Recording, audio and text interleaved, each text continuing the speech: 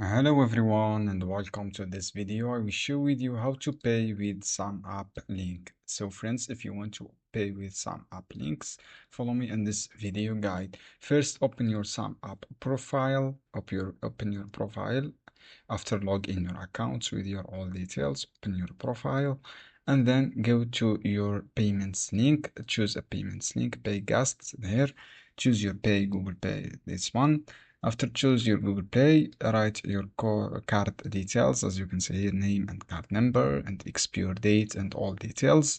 And after that, your all details here, choose your amount you want to pay, for example, £1, and then confirm your pay. Choose your payment link. So friends, choose your payments link, and then you can share your payments link easily and pay without any problem.